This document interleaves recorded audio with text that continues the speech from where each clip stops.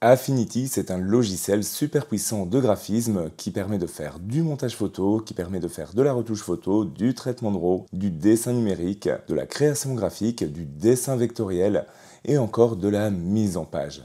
Tout ça dans le même logiciel et depuis son rachat par Canva, il y a de ça maintenant quelques jours, il est devenu totalement gratuit, ce qui en fait un logiciel incroyable quand on fait de la photo par exemple.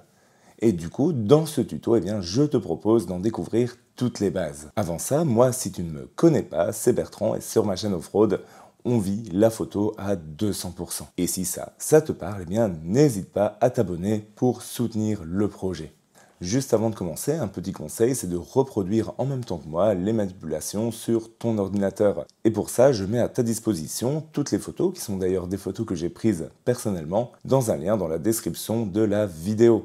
Donc n'hésite pas à les télécharger et puis on est parti. Et au passage, n'hésite pas à liker cette vidéo. Des petits gestes comme ça m'aide vraiment à te proposer le meilleur que j'ai à t'offrir. Allez, on commence à découvrir Affinity ensemble dans cette formation très complète.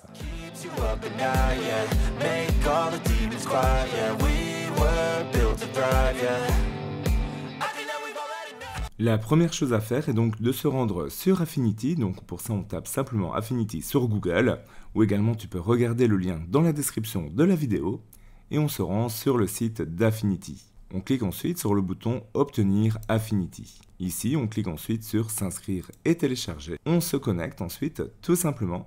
Pour l'instant, c'est dispo pour macOS ou pour Windows, mais ça le sera bientôt pour iOS également. Et on clique sur Télécharger pour Windows, si tu es sur Windows. Si tu es sur Mac, évidemment, on clique sur Télécharger pour macOS. Télécharger pour Windows.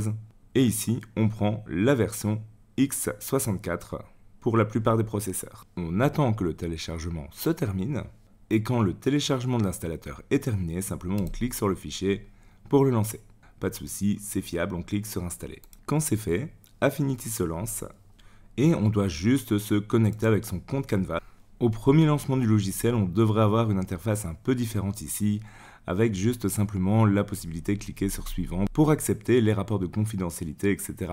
Mais sinon, au prochain lancement, on devrait retrouver cette interface-ci avec simplement une fenêtre d'accueil et derrière l'interface principale d'Affinity. Alors on peut choisir un modèle pour commencer ou simplement cliquer sur Ouvrir pour ouvrir un document, ou appuyer sur le petit bouton plus pour ouvrir un nouveau doc. Dans cette première partie de la vidéo, on va déjà commencer à découvrir l'interface et surtout commencer à le manipuler. Pour ça, je t'ai fourni une photo de base, une photo que j'ai prise en Irlande, et ici on voit qu'on a un problème avec une petite tache qui était restée sur l'objectif, une petite gouttelette. On a ici un trait blanc au milieu de la rue, et enfin on a un petit véhicule juste là. Et ce que je te propose de faire, c'est d'utiliser Affinity pour nettoyer l'image, ce qui t'apprendra déjà à supprimer tous les éléments que tu désires d'une photo. C'est parti. Moi, pour commencer, je vais directement cliquer sur le bouton Ouvrir et venir dans le dossier que je t'ai donné justement en début de vidéo, chercher la première image, 01.jpg. Je clique sur Ouvrir. Voilà, ici, au premier lancement, Affinity demande si on doit activer la publication automatique des rapports d'erreur. À toi de voir. Et ensuite, Affinity a ouvert l'image dans son interface. Donc c'est ici vraiment l'interface principale de Affinity et c'est là que nous allons travailler ensemble. Faisons d'abord un petit tour de l'interface. Ici on retrouve 4 éléments, vecteur, pixel, mise en page ou IA Canva. À comprendre la disposition des fenêtres par défaut. Dans Pixel Studio, ça va nous permettre d'avoir un équivalent quelque part à Photoshop. Et donc de venir faire du photomontage, de la retouche d'image, etc. Si je vais dans l'espace vecteur, ici on sera plus dans un équivalent au dessin vectoriel, donc on pourra venir créer, designer, etc. Des dessins, des graphismes, des designs, bref, on est vraiment sur un équivalent ici à Illustrator. Et enfin, l'onglet mise en page, lui, on voit ici, me permet de mettre en page mon document à travers plusieurs pages, donc on est vraiment ici sur un genre d'équivalent à InDesign, entre guillemets, et qui va nous permettre de mettre en page des brochures, des livres et compagnie. On a aussi le IA Canva qui est ici et qui nous permet de faire des opérations par intelligence artificielle, mais ça c'est surtout valable si tu as un abonnement Canva. Mais sinon, sans abonnement Canva, tout le reste ici est vraiment disponible, donc très puissant, et tout ça dans un seul logiciel. Bon, on va sur Pixel dans un premier temps parce que c'est ça qui va nous permettre de commencer à travailler des photos ou à faire des photomontages. Dans cette interface, qu'est-ce qu'on retrouve? On retrouve ici justement un menu principal, donc avec les fonctionnalités principales du programme, les filtres, etc. On retrouve ici les métadonnées sur l'image, donc là on voit que j'ai pris ça avec un Canon EOS R6, et on voit également la taille de l'image. On a ici à gauche une barre d'outils qui nous permet de faire des opérations sur l'image. On a ici un histogramme, ici on a tout ce qui est calque, on verra ça plus tard également, c'est quelque chose de très important. Et on a un élément qui nous permet de voir notre image en grand. Donc ça c'est vraiment la disposition par défaut d'Affinity. Et bien maintenant on va commencer à travailler là-dedans. Donc si je veux faire un zoom sur mon image, eh bien j'ai deux solutions. Soit je fais CTRL roulette, donc faire CTRL roulette de souris va me permettre de zoomer, dézoomer, ou je peux simplement venir chercher un outil dans la barre d'outils. Et cet outil, c'est l'outil zoom qui est juste là. Ici, en cliquant quelque part, eh bien, je zoome dans cette direction. Je peux également cliquer et maintenir enfoncé pour zoomer et dézoomer. Si je veux me balader dans l'image, je peux très bien jouer sur les ascenseurs qui sont ici, ou alors utiliser l'outil main qui est juste là. Voilà, je reprends l'outil zoom dans un premier temps pour montrer un raccourci clavier. Simplement, tu peux appuyer sur la barre d'espace et ensuite cliquer et maintenir avec la souris pour déplacer l'image. C'est un raccourci très universel pour l'outil main. Eh bien, la première chose qu'on va faire dans cet exercice, c'est de venir simplement supprimer ces trois éléments. Donc pour ça, je vais me rendre dans la barre d'outils toujours et choisir un des deux outils qui me permettra de le faire. Le premier, qui est ici, c'est l'outil pinceau de clonage. Lui me permet de prendre une zone de l'image et de peindre avec sur ma photo. Voilà, si ce n'est pas celui-là qui est fait par défaut, on peut très bien faire un clic droit et venir choisir un des deux outils qui est ici, soit le pinceau de clonage, soit le pinceau d'annulation. Nous, on est bien sur le pinceau de clonage. On maintient Alt ensuite sur le clavier et on clique quelque part juste en dessous pour sélectionner une source. Donc c'est quoi cette sélection de source? Eh bien, c'est la zone qui sera utilisée pour peindre. Ensuite, je reviens et je commence à peindre. Voilà, c'est bon, j'ai peint avec ma zone source. Mais à ce moment-ci, il est possible que ça ne fonctionne pas tout simplement. Pourquoi? Parce que Affinity fonctionne sur un système de calque. C'est quoi un système de calque? Eh bien, ce sont des images superposées qui apparaissent dans cet écran-ci et qui font partie de l'image. Pour l'instant, on a ouvert une photo et donc il n'y en a qu'une. On va travailler avec ça plus tard. Mais pour beaucoup d'outils, et ça va être le cas pour tous les outils que je vais te montrer ici, eh bien, assure-toi d'avoir le calque d'arrière-plan sélectionné.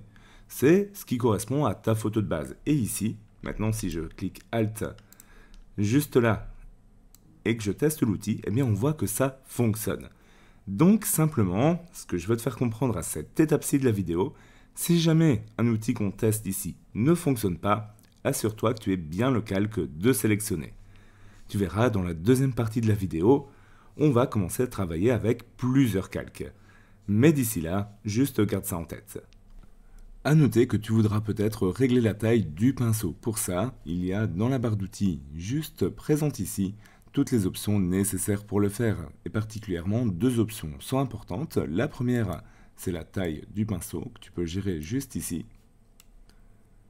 Et la deuxième, c'est la dureté que tu peux gérer ici.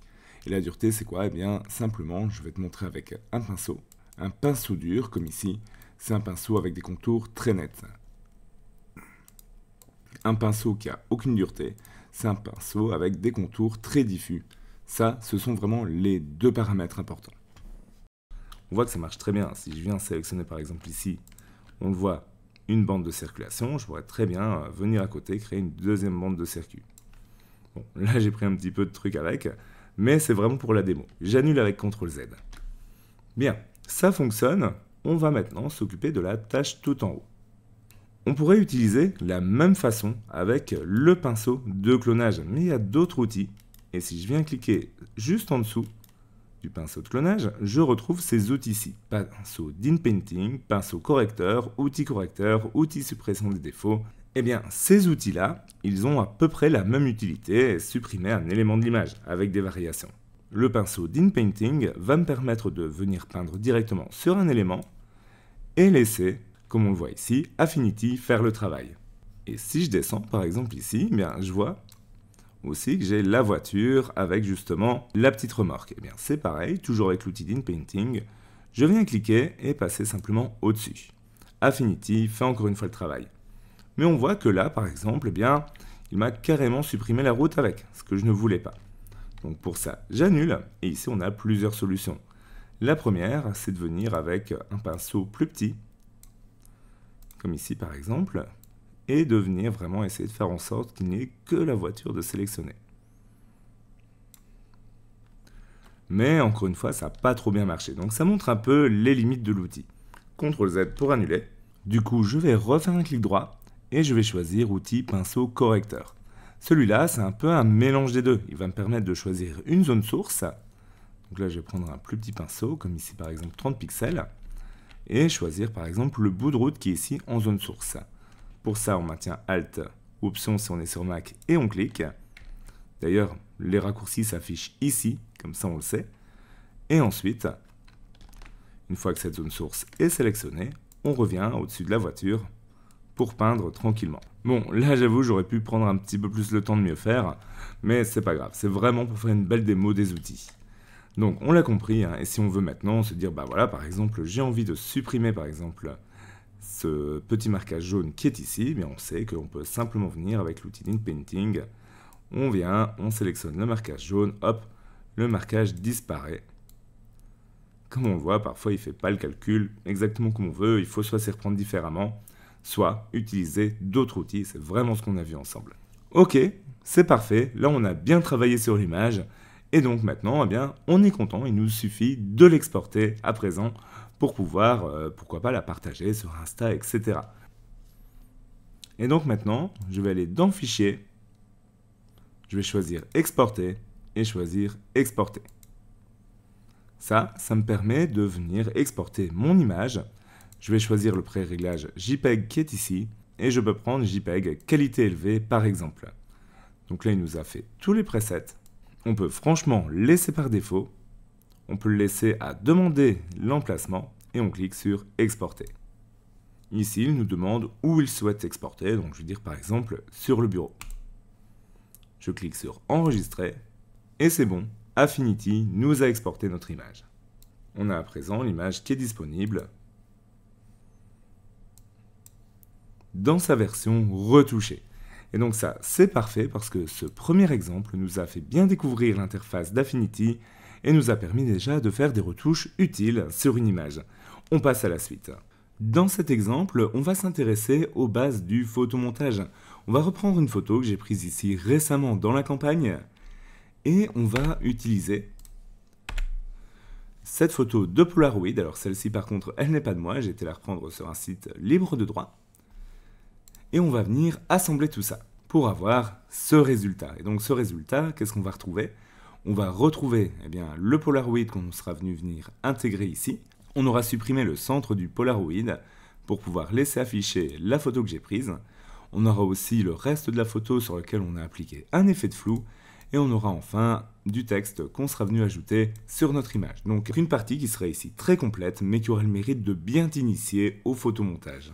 Ok, la première chose qu'on va faire ici, ça va être de fermer le document en cours, vu qu'on a terminé le travail dessus. Donc pour ça, on peut retrouver une petite croix juste ici. Entre guillemets, c'est l'onglet du document actif. On clique sur la petite croix pour quitter. Donc il nous dit que ça a été modifié. Il demande si je veux enregistrer les modifs. Toi, tu peux faire oui, mais moi je vais faire non puisque c'est l'image source que je vais te donner justement pour travailler là-dessus. Et ensuite, je suis toujours sur Pixel et je vais faire un coup de fichier et je vais rechoisir ouvrir. Ça revient à la même chose que ce qu'on a fait précédemment. Je vais choisir 02.jpg, la deuxième image que je te donne. Ici, on est sur une petite photo que j'ai prise en campagne. Ensuite, je vais faire fichier et ensuite choisir de nouveau ouvrir. Et là, je vais choisir 02-B. Ça, c'est pas une photo qui est de moi. J'ai reprise sur un site libre de droit. Mais elle est très très sympa. Donc l'idée, maintenant, c'est qu'on a deux documents qui sont ouverts. On peut basculer d'un document à un autre en cliquant sur les onglets respectifs, ici, juste en haut de l'interface. Et on va s'attaquer au cœur vraiment de ce qui fait des photomontages, les calques et les sélections. On va commencer par les sélections.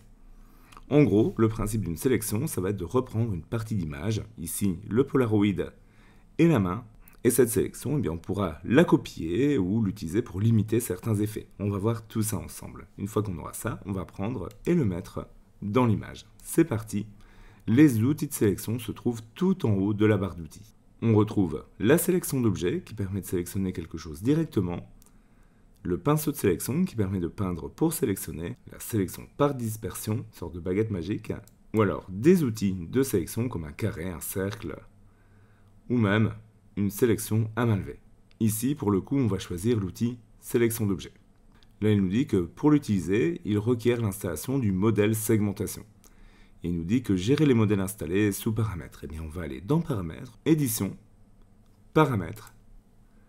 Et ici, on va aller dans apprentissage automatique. Ici, on va cocher segmentation. Quand on le coche, eh bien, Affinity télécharge le modèle automatiquement et c'est ce modèle qui va nous permettre de venir sélectionner automatiquement un objet. A noter que certains modèles ne sont utilisables que dans la version premium. On voit ça avec le symbole en forme de petite couronne qui est ici, ou ici. Bon, le modèle segmentation, on peut l'utiliser gratuitement.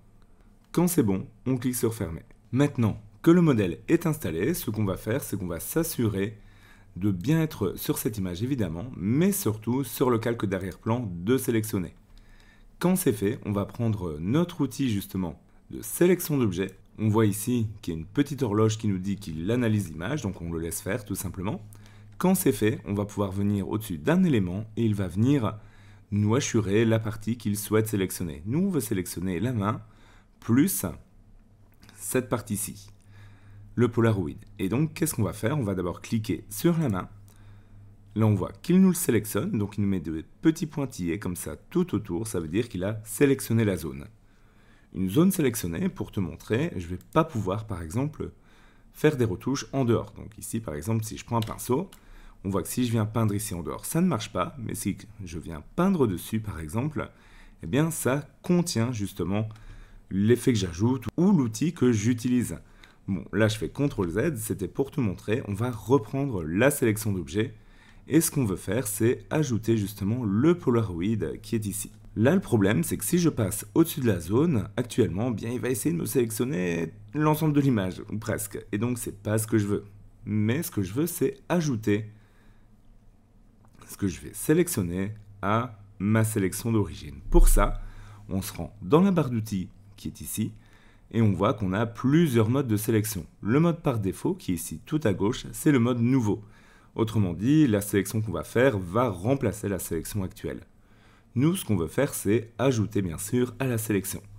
Pour ça, je m'assure que le mode ajouter est bien sélectionné juste ici. A noter qu'on a également un mode soustraire pour supprimer un élément à la sélection actuelle et un mode intersection pour prendre l'intersection entre deux sélections.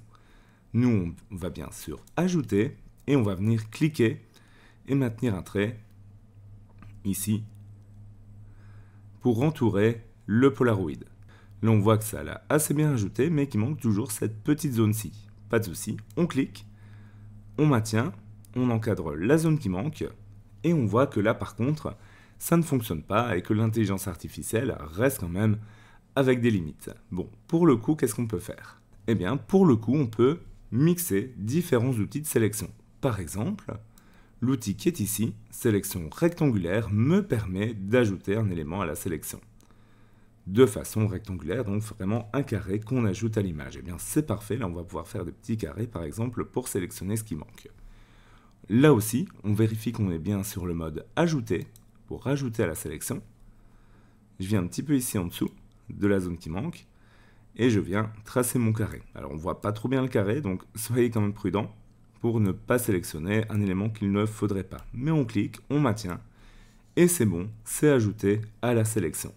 À partir de ce moment-ci, eh bien, qu'est-ce qu'on a? On a une zone de notre image qui est sélectionnée, qu'on va pouvoir reprendre pour venir mettre dans l'autre image. Et c'est d'ailleurs vraiment une des bases du photomontage. Prendre des éléments d'une photo, les ajouter dans une autre. Eh bien, je reviens ici, et ce que je fais un coup de édition, et je fais copier. En faisant encore une fois, bien attention d'être sur le bon calque. Ça, c'est toujours super important. On revient sur l'image de base ici, et on va faire édition, et on va choisir coller. Et ensuite, coller. Ici, on voit qu'on a la partie que nous avons copiée de l'autre côté qui est venue s'ajouter dans notre image. Et on voit également qu'on commence à avoir plusieurs calques vu qu'il nous l'a collé dans un nouveau calque. Et donc comme je disais, ces calques, ce sont vraiment des parties d'image qui sont superposées et qu'on peut venir bouger, modifier librement. Donc pour ça, je peux prendre l'outil de sélection qui est ici, cliquer sur mon calque et maintenir pour venir le déplacer où on souhaite. On voit que ça marche très très bien. Je peux venir le mettre par ici par exemple, et j'ai aussi la possibilité de venir redimensionner ça simplement en m'approchant des bords. On voit ici par exemple que le logo se transforme en poignée de redimensionnement. Je clique, je maintiens, et on voit que je peux venir redimensionner ça comme je veux. Donc ça, c'est parfait. On voit que si je clique sur une zone inoccupée d'espace de travail, ça me désélectionne le calque. Si je veux le resélectionner, je dois vraiment venir cliquer et maintenir soit directement l'image, soit venir le sélectionner ici. Cependant, il y a quand même un problème. Le problème, c'est que je souhaite que cette zone-ci soit transparente. Et pour l'instant, il y a une image qui est ici à l'intérieur. Pour ça, je dois venir enlever, entre guillemets, de la matière à mon calque. Supprimer une partie du calque, cette partie ici à l'intérieur. Je pourrais me dire que je vais utiliser un outil comme une gomme, qui est disponible d'ailleurs. Voilà, elle est juste ici, outil pinceau effacer. Si je clique et que je maintiens, on voit que je viens effacer justement dans mon image. Et là, on voit justement réapparaître l'image de derrière. On voit bien que les calques sont transparents. Cependant, ça ne serait pas super facile de faire comme ça. Donc je vais annuler, CTRL Z, ou édition annuler, toujours. Et je vais à présent réutiliser un autre outil de sélection. Alors pour le coup, ce que je vais utiliser, je viens dans sélection d'objets, et je vais tester avec vraiment le calque du dessus de sélectionner, celle qui contient justement cette image-là. Voilà, avec la sélection d'objets, si je trace assez large, parce qu'il faut vraiment que tout l'objet entier soit dispo dedans, comme on voit ici, c'est bon, ça me le sélectionne. Alors attention par contre, d'être bien sur ce calque-ci. Si je viens sur le calque d'arrière-plan, ça me fera des sélections en fonction de l'arrière-plan. Donc là par exemple, je pourrais venir sélectionner l'arbre qui est ici, comme on voit. Et là, ça ferait pas grand-chose ou ça ferait bizarre sur le Polaroid. Mais en fait, c'est tout à fait normal. Toutes les modifications qu'on va faire, tous les outils qu'on va utiliser, ça sera à chaque fois en fonction du calque qui est sélectionné. Donc ça, c'est quelque chose auquel il faut vraiment prêter attention. Quand c'est bon, que j'ai sélectionné justement ce côté-ci, ce que je fais, c'est que je peux appuyer sur la touche Delete de mon clavier. Là, on voit que ça vient supprimer le contenu de ma sélection et donc ça rend de nouveau mon Polaroid transparent. Attention, les sélections actives, c'est quelque chose auquel il faut faire attention au début. Quand vous n'en avez plus besoin, on aura encore besoin un petit peu après, mais pour l'instant non, il faut y faire attention. Pourquoi? Parce que si jamais je me dis, ok, je vais essayer de mettre un effet ou de peindre, etc. Comme on l'a vu précédemment, si je viens essayer de peindre, ça va peindre uniquement sur la sélection. Et du coup, CTRL Z, si je me dis, ok, j'ai envie de peindre ici, par exemple, je vois, j'ai l'impression que ça ne fonctionne pas. Pourquoi ça ne fonctionne pas? Parce que j'ai une sélection qui fait fonctionner l'outil uniquement dans la sélection. Et donc pour ça, on va aller dans Édition et on va choisir Désélectionner. Voilà, ça c'est un bon réflexe quand on a terminé de travailler avec une sélection. Je vais reprendre mon outil Déplacer et je vais venir placer ça à un endroit qui est quand même plus intéressant. Ici, par exemple, sur le petit buisson qui est à gauche. On voit bien d'ailleurs que si un calque dépasse de l'image, il n'est juste pas affiché, donc pas de souci avec ça. Aussi, tant qu'à parler des calques, attention d'être sur le bon calque quand on fait des modifications. Par exemple ici, pareil, si je reprends un pinceau, je prends le pinceau parce que c'est très simple de voir ça visuellement. Quand je suis sur l'arrière-plan, je peins sur l'arrière-plan. Ok? Quand je suis sur le calque ici, je peins sur ce calque. Ça fait quoi? Ça fait qu'en fait, si je modifie ce calque-ci, si je le déplace, on voit bien que ce que j'ai peint ici est sur ce calque, sur le premier. Et on voit bien la différence justement. Donc ça, c'est quelque chose dans lequel il faut faire attention dans l'utilisation des calques. Bon, moi j'annule encore une fois avec quelques CTRL Z. C'est à chaque fois pour montrer, mais je pense que c'est très important de bien voir ça dès le début. À présent, l'idée, c'est d'appliquer un effet de flou. Donc pour ça, je vais choisir mon calque d'arrière-plan. Et du coup, je peux aller dans le menu Pixel, Filtre. Ici, je vais retrouver tout un ensemble de filtres que je peux appliquer sur mon image. Et donc ici, eh bien, je peux trouver un filtre de flou et choisir pourquoi pas un flou gaussien. Je vois que j'ai une petite fenêtre qui apparaît, ici elle apparaît en bas à droite, et j'ai justement un curseur rayon. Quand je pousse ce curseur, on voit que mon image devient de plus en plus floue. Quand je suis content du résultat, je pourrais très bien cliquer sur Appliquer. Cependant, il y a un problème ici, c'est que je voudrais que uniquement tout ce qui est en dehors du Polaroid soit flou, et que ce qui reste ici, eh bien, reste net. C'est l'effet qu'on souhaite avoir. Donc pour l'instant, on va cliquer sur Annuler. Ce que je vais faire, et tu as peut-être déjà ta petite idée aussi sur la question, c'est que je vais reprendre une sélection sur le centre du Polaroid ici pour appliquer un effet de flou. Pour ça, je reviens sur le calque pixel, puisque c'est sur celui-là que je vais devoir venir faire une sélection. Donc je vais reprendre un outil de sélection d'objet, et je vais tracer une sélection pour essayer de choper l'intérieur du polar. Voilà, je m'assure bien que mon cadre entoure bien le Polaroid et on voit que ça vient bien le sélectionner avec la sélection d'objets. Donc ça, c'est parfait. Maintenant, je peux réappliquer mon effet. Attention, je ne cherche pas à appliquer mon effet ici sur le calque du Polaroid, je cherche à appliquer mon effet sur l'arrière-plan. Donc on voit vraiment que les sélections sont indépendantes des calques, la seule chose étant que j'ai utilisé mon premier calque pour la sélection et que j'ai utilisé le calque de la photo pour appliquer l'effet, ce que je vais faire maintenant avec Pixel, Filtre, Flou et Flou gaussien. Là, je peux monter le rayon. Et on voit qu'il y a encore un problème, c'est que je le fais uniquement à l'intérieur. Et moi, ce que je voudrais faire, en fait, c'est de le faire à l'extérieur. Donc, une dernière fois, je vais annuler. Et ce que je vais faire cette fois-ci, c'est aller dans Pixel et aller dans Sélection de pixels. Ici aussi, on retrouve tout un tas d'éléments pour venir gérer nos sélections. D'ailleurs, on retrouve l'option désélectionner qui est juste ici. Moi, ce que je vais faire, je vais choisir plutôt inverser, qui est juste là, et qui me permet d'inverser la sélection. À partir de ce moment-ci, ce n'est plus le centre de l'image ici qui est sélectionné, mais bien tout l'inverse. Je m'assure d'être toujours sur l'arrière-plan, je retourne dans Pixel, Filtre, Flou, et cette fois-ci, je reprends le flou gaussien. Et là, quand je pousse, eh bien on voit que ça fonctionne, c'est bien maintenant ici qui reste net, qui n'est pas affecté par le filtre, et donc là on voit qu'on a vraiment l'effet recherché. On peut cliquer sereinement sur appliquer. Et ensuite on peut venir tout désélectionner avec Pixel, sélection de pixels, désélectionner. Ici, on est bon, ça fonctionne. On peut aussi profiter de ce montage-là pour exploiter la zone qui se trouve juste ici pour ajouter un peu de texte. Par exemple, ça sera l'occasion de découvrir ça. Donc pour ça, je vais toujours me rendre dans ma barre d'outils et cette fois-ci, je vais utiliser l'outil texte. Quand je clique ici, j'ai deux éléments, outil texte artistique et outil zone de texte. La différence, c'est plutôt l'usage qu'on va en faire. L'outil texte artistique, c'est utile pour afficher des mots en grand, des titres, des slogans, etc. Et des zones de texte seront plutôt pour des paragraphes, des zones où on aura des retours à la ligne automatiques, etc. Donc nous, on va prendre outil texte artistique. Quand on l'a sélectionné, eh bien, on peut venir cliquer et maintenir pour commencer à venir créer notre zone de texte. Le A qu'on voit ici symbolise simplement la taille de la police qu'on va utiliser.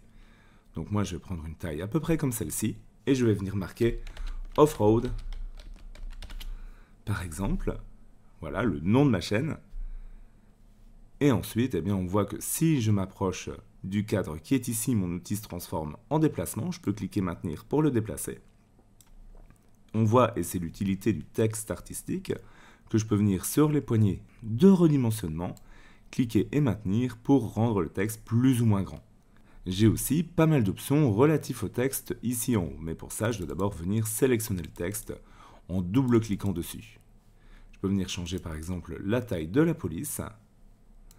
Je peux venir augmenter ou diminuer la taille, mettre en gras, en italique, en souligné, en barré même par exemple, en exposant, en indice, bref, un peu tout ce qu'on a dans Word.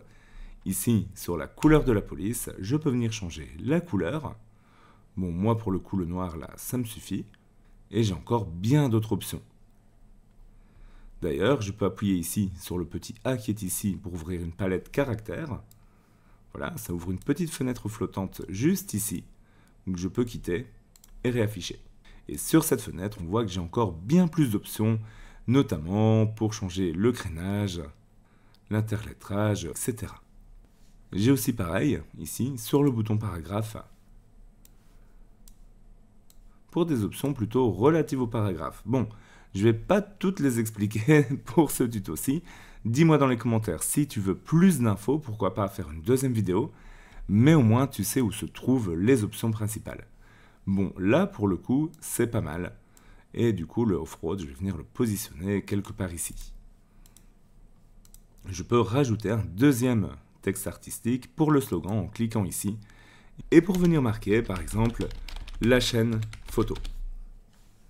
D'ailleurs, si tu n'es toujours pas abonné à la chaîne, pense à le faire, ça me rendrait un grand service, car ça l'aide vraiment à se faire connaître et j'espère que tu apprécies en tout cas mes vidéos. Ce qu'il faut encore se rendre compte, c'est que cet outil en fait, et on le voit quand on clique, nous a créé des calques supplémentaires. Donc tous les calques de texte que nous avons ajoutés sont bien sûr des calques, comme ceux que nous avons au niveau du montage. Ça veut dire que si je viens de glisser par exemple ici, on voit qu'il est au-dessus du Polaroid. Mais je pourrais très bien prendre le calque qui est ici, le glisser juste en dessous. Voilà, on voit qu'il y a une ligne qui apparaît. Et ici, on voit que du coup, ça vient se glisser juste en dessous. Et venir remettre ça où je l'avais créé, mais bien pour se rendre compte de deux choses. La première, c'est que l'outil texte crée des calques de texte qui sont ici. Donc des calques comme on a utilisé précédemment au final. Et la deuxième, c'est que ces calques se superposent bien, on le voit ici, et donc ça permet vraiment de jouer sur plein de choses. Bon, moi pour le coup, je vais laisser ça comme ça pour l'instant. Enfin, la dernière chose, c'est que je peux très bien reprendre l'outil texte artistique pour le coup, et venir cliquer à l'intérieur du calque pour venir remodifier mon texte à tout moment. Ok, là on est bon et je pense qu'on a une très belle réalisation. Encore une fois, tu peux très bien venir exporter ta photo. Tu peux aussi venir l'enregistrer d'ailleurs, fichier enregistré sous, au format .af, c'est le format de fichier Affinity qui te permettra de garder tous tes calques et de réouvrir ce fichier par la suite pour venir le modifier. Si je viens enregistrer ça, je vais l'appeler 02.af, on voit bien le AF qui est ici, d'ailleurs je vais te le mettre dans les assets comme ça, si tu veux l'ouvrir tu peux le faire tranquillement, et je vais cliquer sur enregistrer. Ça me donne un fichier que je peux réutiliser à tout moment pour venir remodifier l'ensemble. Par contre, le fichier .af, je ne peux pas le mettre sur Instagram ou sur un site web comme ça directement pour affichage. Donc ça, il faut bien voir la différence entre les deux. Ah aussi, je ne t'ai pas montré, mais tu peux très bien venir modifier forcément la police, simplement en double-cliquant sur le texte à chaque fois, en le resélectionnant. Et la police de base, là, c'était de l'Arial, mais on peut très bien venir modifier la police parmi les polices installées sur l'ordinateur. Ok, on fait une petite pause dans cette vidéo, déjà pour te féliciter d'être arrivé jusqu'ici, c'est que vraiment tu te donnes les moyens de progresser, d'apprendre de nouvelles choses, et c'est justement ça qui va te permettre d'aller plus loin, de découvrir plus de possibilités et d'atteindre tes objectifs. J'en profite aussi pour te présenter la chaîne sur laquelle tu regardes cette vidéo. Cette chaîne, c'est Offroad. C'est une chaîne que j'ai créée spécialement sur la photographie. Et ce que je te propose ici, bien sûr, c'est des tutos photos ou des tutos de retouche photo, mais aussi bien plus des partages de shooting. Je te partage aussi des expériences photos. Je te partage aussi des voyages, des découvertes et des rencontres. Et tout ça, eh bien, j'aimerais vraiment beaucoup le partager avec toi. Alors n'hésite surtout pas à t'abonner si le programme te parle, ça serait un plaisir de t'accueillir ici. Et moi, ça m'aide vraiment à te proposer le meilleur que j'ai à t'offrir. Dans cette partie de ma formation à Affinity, on va partir d'un élément complètement vierge pour créer une story Insta. Mais on pourrait créer tout ce qu'on veut, une affiche, etc. en suivant la même méthode. Allez, c'est parti. Ok, donc pour partir sur un document vierge, pour cette fois-ci, on va aller dans Fichier, et on va choisir Nouveau. Ici, Affinity propose tout un ensemble de pré-réglages. en fonction de ce que tu souhaites créer. Par exemple, une feuille de papier A4. Mais il propose du papier, mais il propose également des formats adaptés à la vidéo, au web, etc. Donc là, pour le coup, ce qu'on va faire, c'est qu'on va partir sur une disposition en portrait. On voit ici qu'on peut changer portrait ou paysage. Et ce qu'on va faire, c'est qu'on va choisir vidéo verticale 1080 sur 1920. C'est parfait pour faire par exemple une story Insta. Mais si tu préfères plutôt créer une affiche, tu peux très bien venir choisir du A4 ou du A3 par exemple. Bon, nous on va rester sur la vidéo verticale 9/16 qui est ici. Et ce qu'il faut bien comprendre, c'est que tout ça, ça fait juste que pré-régler les options qui sont ici. Qu'est-ce qu'on a dans ces options qui sont très importantes? Le nombre de points par pouce, la 72 pour du web, la hauteur et la largeur de la page, qui sont en pixels, mais qu'on pourrait très bien venir mettre en centimètres, en pieds, en yards, etc. Et aussi le format de couleur, RVB pour de l'écran, CMJN pour de l'impression. Bon, il y a des variantes évidemment, mais on va rester dans ces bases-là pour déjà bien comprendre. Si tu veux créer pour un écran, choisis du RVB. Si tu veux créer pour de l'impression, choisis du CMJN. Donc là, on est bon, on laisse tout par défaut en ayant choisi vidéo verticale et on clique sur créer un document. Là, on se retrouve avec vraiment le format d'une story Insta. Donc qu'est-ce qu'on va faire? On va commencer à travailler sur base de ça. Ce que je pourrais faire, c'est venir utiliser une couleur de fond pour commencer. Pour ça, je peux venir choisir la couleur ici. On voit qu'on a un nuancier et je peux cliquer sur définir un premier plan. Je double-clique. Ici, on a un sélecteur de couleurs qui arrive. On peut choisir la teinte de la couleur et sa variante ici. Donc on va venir choisir un genre de bleu par exemple. Voilà, plutôt bleu assez foncé pour le coup. Et quand c'est bon, on clique sur fermer. Ensuite, on peut venir ici choisir soit l'outil remplissage, soit l'outil pot de peinture. L'outil pot de peinture, il va remplir le calque en entier. Donc quand je sélectionne, avec ma couleur de premier plan, eh bien, je clique sur le calque et ça me le remplit entièrement. Donc ça, pourquoi pas? Et ce qu'on va faire ici, c'est qu'on va créer notre image, notre composition, notre publication, comme on veut, en superposant plusieurs calques. Le deuxième calque qu'on va sélectionner, ça pourrait être une photo que j'ai prise par exemple. Donc pour ça, je vais reprendre ma fenêtre avec les assets et je vais prendre par exemple le fichier 03 que je t'ai préparé encore une fois. Je le prends et je viens le glisser sur la fenêtre. Ici, on voit que la photo est venue s'importer directement dans un nouveau calque qu'on retrouve juste ici. Donc ça, c'est parfait. Comme c'est un calque, je peux cliquer et venir le déplacer comme je veux. Je peux aussi venir le redimensionner. Il suffit juste que je descende un peu pour revenir voir apparaître les coins de redimensionnement. Et je vais venir mettre ça à peu près à la taille de la publication. Donc ça, c'est pas mal. Mais ce que je peux faire maintenant, c'est supprimer par exemple une partie du coin ici pour faire un effet un peu plus graphique. Pour ça, je peux venir par exemple choisir un outil de sélection elliptique par exemple, bien sélectionner mon calque, cliquer, maintenir comme ça un peu à l'extérieur et venir étirer pour vraiment venir choisir une petite partie de mon image ici. Ensuite, j'appuie sur Delete. Voilà. Je peux enlever la sélection. Pixel, sélection de pixels désélectionné. Et j'ai à présent venu rogner un peu mon image comme ça. Ça, c'est très bien, ça me plaît. Je vais venir ensuite ajouter du texte. Je vais prendre outil texte artistique toujours. Je viens et je vais mettre off-road.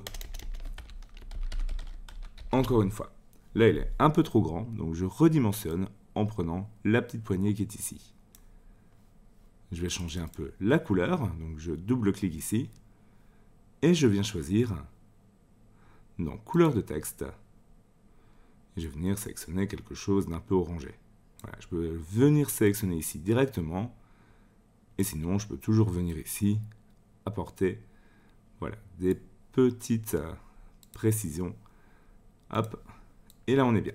Là, je vais mettre off-road. Et ensuite, ce que je peux faire, c'est reprendre l'outil maintenant zone de texte. Comme ça, on aura utilisé les deux. je vais venir et on voit d'ailleurs que quand on est bien aligné par rapport au premier calque, on voit qu'on a une petite indication ici. Donc ça, c'est parfait, c'est bien aligné. Je clique, je maintiens.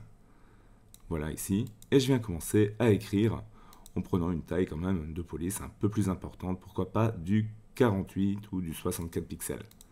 Là, je vais venir marquer la chaîne photo pour vivre la photographie à 200%. Point d'exclamation. On voit bien que du coup ici, on a un retour à la ligne automatique. Et si je redimensionne le cadre, cette fois-ci ce n'est plus la police qui est redimensionnée, mais bien la zone avec un retour à la ligne automatique. Voilà, là c'est pas mal. Je peux de nouveau sélectionner et je peux changer également la couleur. Je vais aussi partir sur un genre d'orange. Là je peux me dire aussi, mais j'aimerais bien récupérer précisément la couleur qui se trouve ici. Eh bien, pas de souci. Si je viens juste là, je vois que j'ai une icône de pipette. Je clique et je maintiens mon clic. Ensuite, je glisse vers la couleur qui m'intéresse. Et c'est fait. Voilà, je clique ici et puis je peux changer d'outil pour valider. Donc ça, c'est pas mal du tout. Mais maintenant, ce que j'ai envie de faire, c'est de mettre quelques petits effets de calque, comme par exemple une ombre portée. Pour ça, je choisis le calque qui m'intéresse, comme ici Offroad par exemple, et je viens cliquer sur le bouton FX, effet de calque. Ici, j'ai une fenêtre qui s'affiche et qui va me permettre d'appliquer soit un effet de contour, un effet 3D, un effet d'ombre, un effet de lueur, bref, pas mal d'effets différents qu'on va pouvoir appliquer directement au calque en question.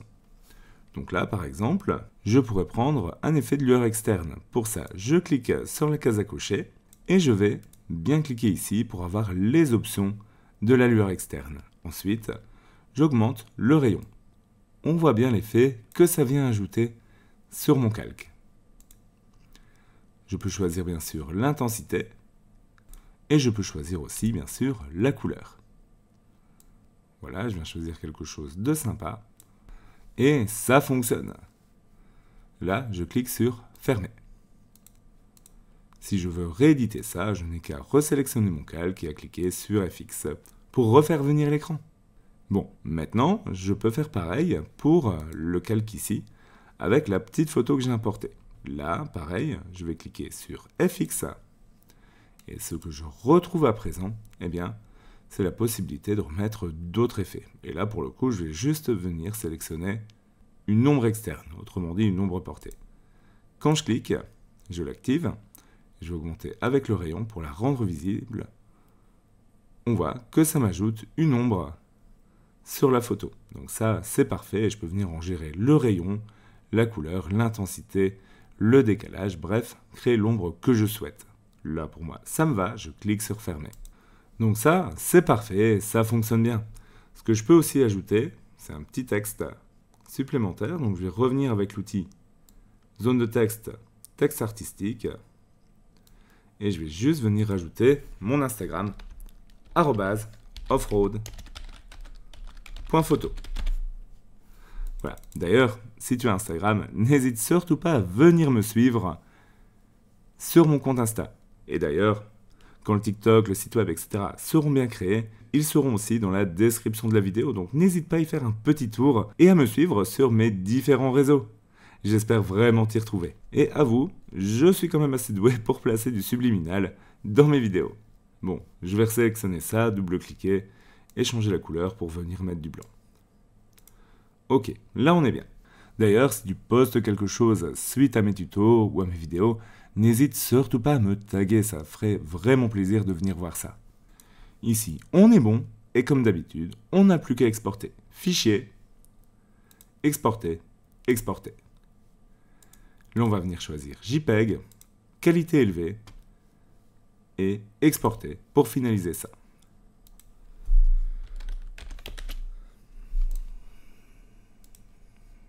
Dans cette partie du tutoriel sur les bases d'Affinity, on va reprendre une photo et venir en modifier la couleur. Donc ici, j'ai une photo que j'ai faite en macro. D'ailleurs, si tu aimes le style, je te conseille mon tuto sur la photo macro ou mon tuto sur le focus taking. Je pense que tu pourrais vraiment bien aimer. Et ici, du coup, eh bien, on modifie la couleur de notre image grâce à un calque, des modes de fusion et le pinceau. Et je t'explique tout ça dans cette partie. C'est parti. On est parti pour ouvrir le nouveau fichier. Donc, fichier ouvrir. Et cette fois-ci, on va ouvrir le fichier 04.jpg. Bon, pour le coup, moi, ce que je te propose ici, c'est de venir changer la couleur de la fleur qui est là. Alors, pour ça, on va commencer par utiliser le pinceau. Donc, le pinceau, je te l'ai déjà montré dans la vidéo, outil pinceau.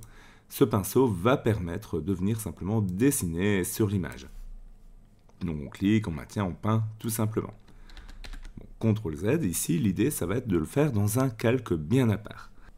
Donc pour ça, je vais venir appuyer sur ce bouton-ci, calque pixelisé, qui permet, dans un espace de travail comme ça, pixel, de venir créer un nouveau calque. D'ailleurs, on voit que le nouveau calque s'affiche juste ici. Là, je vais changer de couleur. Au niveau de mon pinceau, donc je double-clique ici, définir un premier plan, et je viens choisir la nouvelle couleur. Par exemple, on pourrait partir sur du bleu, pour le côté un peu original. Voilà, on choisit ça. Fermé, et je peux commencer à venir peindre sur mon image. Alors ici, attention, je te montre 2-3 choses. La possibilité de changer aussi la taille du pinceau. Voilà, ici je le mets à 126, et la possibilité, encore une fois, de venir changer sur la dureté du pinceau. Un pinceau moins dur, c'est un pinceau avec de meilleures transitions. Voilà, je vais même le mettre ici, dans ce cas-ci, à 0, et je commence à venir peindre. Bon, là, pour le coup, ça n'a pas une couleur dessus, mais ça ne change pas vraiment la couleur, quoi. Ça fait juste une belle tache de peinture. Alors, ça peut être utile d'utiliser le pinceau comme ça pour digital painting, etc. par exemple, mais là, ce n'est pas totalement ce qu'on souhaite. Là, on souhaite changer la couleur de ce qu'il y a en dessous.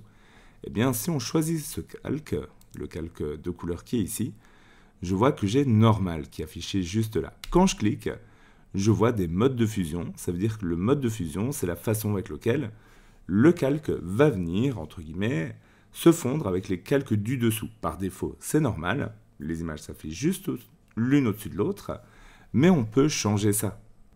Là, je vais venir changer. Je descends un peu et je vais venir chercher couleur. En choisissant ça, eh bien, on voit que ça change bien la couleur de ce qui est en dessous. Ce que je peux faire également ici, simplement, ça pourrait être de venir avec l'outil de sélection d'objets, encore une fois, venir sur l'arrière-plan, et sur l'arrière-plan, venir sélectionner l'ensemble de la fleur. Voilà, c'est fait.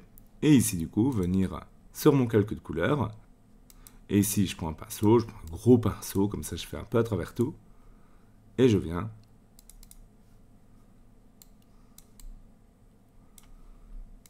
tout repeindre en bleu.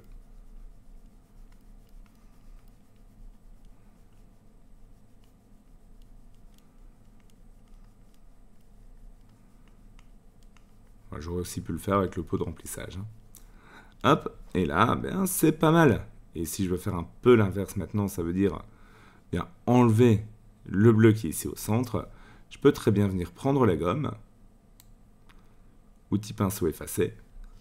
Voilà, une gomme assez large, comme ça, je viens effacer du centre. Et venir récupérer, pourquoi pas, la couleur ici, jaune. Et encore une fois, il me faudra un petit peu de finition. Mais l'effet est sympa également. Voilà, sélection, pixel, sélection de pixels, désélectionné. Et on a notre modification.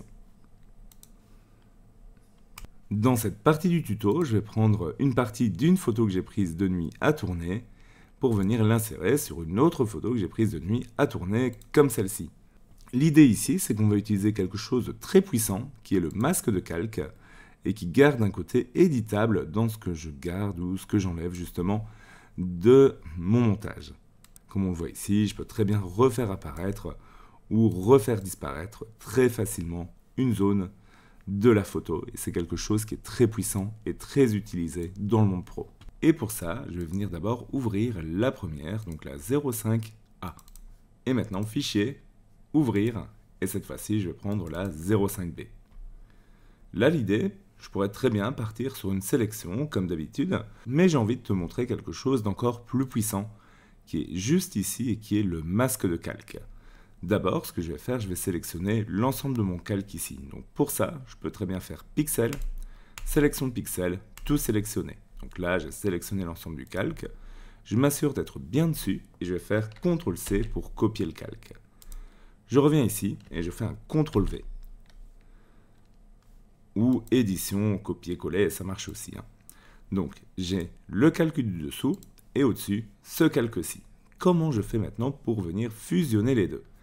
Eh bien, pour ça, je vais venir d'abord positionner ça de la façon qui me plaît. Voilà, comme ceci par exemple. Ensuite, je vais choisir toujours ce calque-ci au-dessus et venir ensuite cliquer sur le bouton masque de calque. Ici, à première vue, ça n'a rien changé, sauf ajouter un petit carré blanc ici, à côté de l'aperçu du calque. Ce qu'il faut comprendre ici maintenant, c'est que ça, c'est un masque de calque. Ce qui est blanc sur le masque sera affiché, par défaut tout est blanc. Ce qui est noir sur le calque, quand je vais peindre dessus, ne sera pas affiché. Ça, c'est vraiment le principe de base. Attention, je dois soit choisir le calque, soit le masque de calque. Ça a deux comportements différents. Quand je viens choisir le calque, donc quand je clique partout ailleurs, sauf sur le carré blanc forcément, ça me choisit le calque comme d'habitude. Si je clique sur le carré blanc, ça me choisit le masque de calque. Maintenant que ça c'est compris, eh bien, je vais venir avec le pinceau ou tout autre outil qui me permet de venir dessiner sur mon image et je vais cette fois-ci choisir la couleur de premier plan. Ici, je vais choisir du noir. Justement, le noir va masquer. Et je viens peindre, maintenant, là j'ai un pinceau, hop. Et on voit que quand je peins sur le masque de calque, eh bien, ça vient masquer la partie sur laquelle je peins en noir. Là, l'astuce, c'est encore une fois d'utiliser une petite dureté, 0%, pour avoir une bonne transition entre les deux. Et maintenant, on voit que simplement, en peignant, je peux venir fusionner tout ça facilement. En fait, c'est une alternative très intéressante aux sélections, d'autant plus que l'intérêt, c'est qu'à tout moment, je peux venir switcher et revenir sur du blanc, par exemple. Donc on a deux couleurs en fait dans le nuancier, la couleur de premier plan et la couleur d'arrière-plan. C'est deux couleurs qu'on a en permanence sur nous. Et si j'ai du noir et du blanc, voilà, je peux toujours venir veiller à bien sélectionner du blanc pur et du noir pur. Je peux très bien cliquer ici, sur ce bouton, juste en dessous, pour inverser les deux. Et si je repeins du coup en blanc, ça me refait apparaître ce qui avait disparu précédemment. Donc ça reste éditable, et c'est ça qui est très puissant évidemment. Bon, là je repeins en noir, et je peux ainsi faire disparaître, et vraiment venir faire fusionner mes deux images. Et voilà, qui fonctionne bien. Dans cette nouvelle partie du tuto, l'idée c'est de reprendre cette photo de voiture, qui est parfaitement immobile, garée au moment où j'ai pris la photo, et venir appliquer un effet de filet en post-production directement sur Affinity. Allez, c'est parti. On continue avec l'effet de filet. Pour ça, on va de nouveau ouvrir une nouvelle photo. Là, c'est la 6.jpg. Et cette fois, eh bien, ce que je vais faire de nouveau, c'est venir faire une sélection d'objets, outil sélection d'objets. Je suis bien sur le premier plan et je viens sélectionner la voiture. Quand j'ai sélectionné la voiture, maintenant je pourrais intervertir parce que bien sûr c'est le fond ici, enfin toute l'image sauf la voiture que je dois rendre floue. Par contre, eh bien je veux que ça soit un peu progressif, je veux que ça soit pas trop net, qu'il n'y ait pas une coupure nette entre la voiture et le fond. Pour ça, je vais aller dans Pixel, sélection de pixels, contour progressif. Je vais augmenter un peu le rayon et on voit ici, ça va m'adoucir ma sélection. On va avoir entre la sélection de base et maintenant comme une progression, ce qui sera parfait pour appliquer l'effet. Je clique sur Appliquer. Et maintenant, Pixel, sélection de pixels inversée. Ça me sélectionne tout sauf cette partie de la voiture. Et enfin, je vais faire un coup de Pixel, Filtre, Flou et maintenant Flou directionnel. Ici, je peux augmenter le rayon pour créer cet effet de vitesse. On le voit, au plus j'avance, au plus on a l'effet de vitesse. Voilà, là c'est très bien, on y croit. Bon, sauf que je fonce en plein dans du hors-piste, mais ça, c'est pas grave. et on clique sur appliquer. Maintenant, sélection de pixels, désélectionner. C'est presque bon, je dis bien presque parce qu'on voit bien qu'ici, eh bien la roue elle reste très figée, et ça forcément c'est pas très bien pour un effet de vitesse. Pour ça, je vais changer et je vais passer dans un outil de sélection elliptique. Je vais venir à peu près au centre de la roue et venir tracer comme ça une sélection. Maintenant, édition, dupliquer, sélection. Ça me crée un calque supplémentaire avec juste la roue. D'ailleurs, les petits yeux qui sont ici me permettent d'afficher ou de masquer un calque et ça peut être fort utile. Je vais ensuite aller dans Pixel, sélection de pixels, désélectionner. Voilà, j'ai ça dans un calque, donc ça fonctionne. Je prends l'outil de déplacement et je viens faire une rotation du calque simplement en me plaçant juste près du coin à l'extérieur. Je fais une petite rotation, genre comme ça, comme ceci. Je replace bien ça au centre et ce que je fais maintenant à présent, c'est qu'avec le calque de sélectionner ici, je vais dans Pixel, Filtre, Flou et ensuite Flou radial. Ici, j'augmente un peu l'angle. Je valide avec Appliquer. Je positionne ça plus ou moins bien.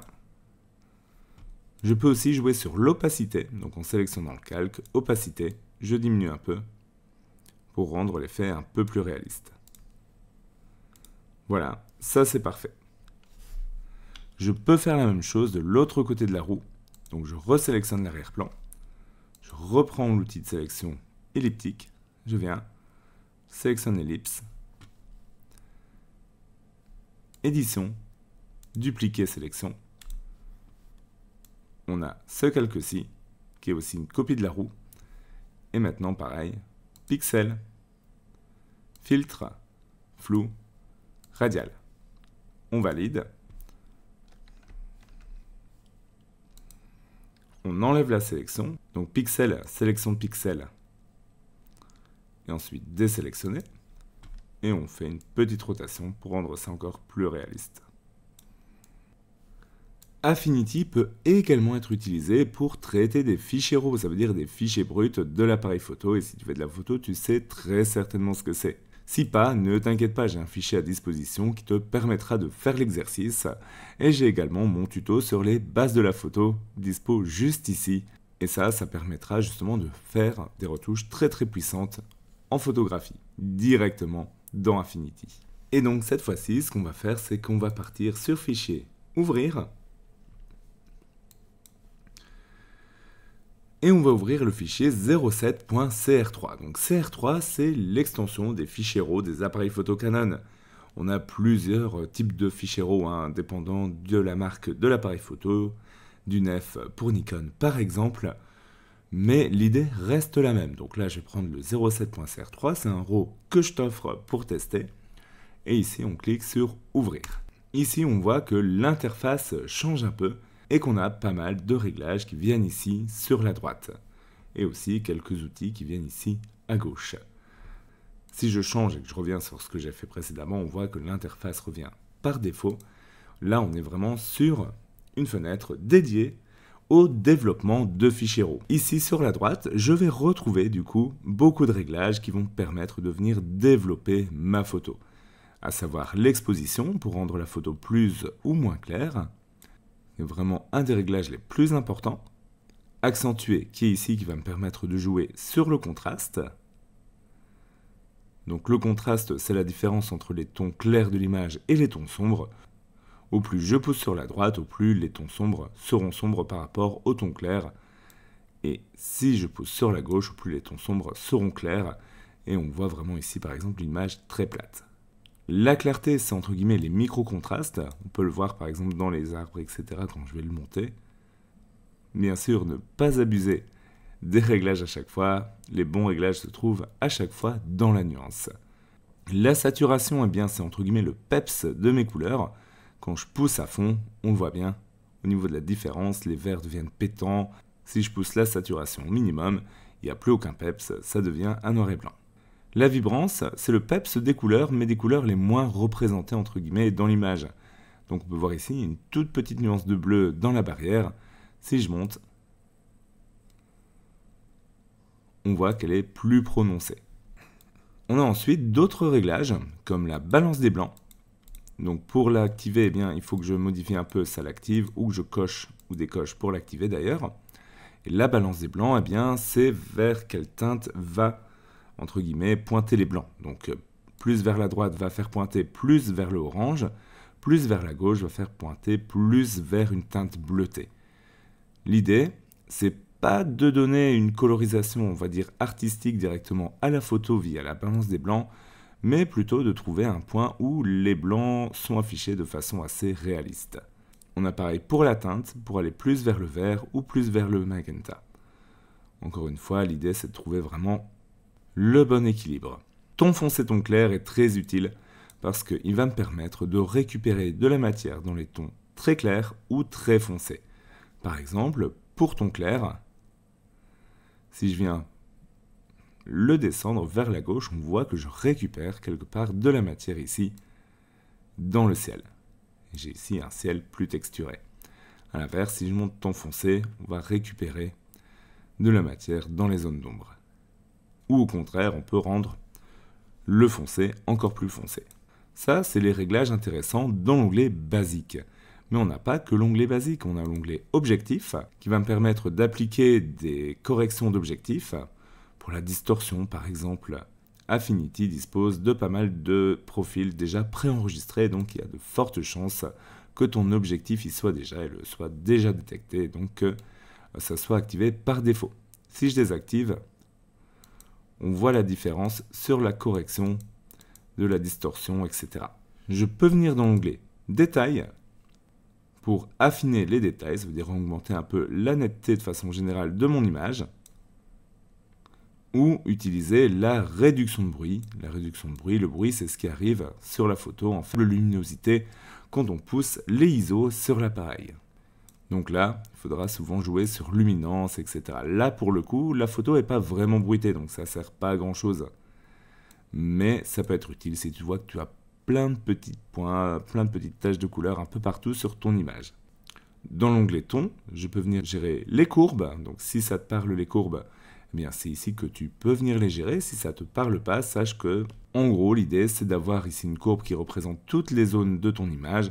Là à gauche, les zones les plus sombres. Là en haut, les zones les plus claires. Ensuite, tu peux venir cliquer pour ajouter un point et venir bouger ce point pour bouger les zones correspondantes.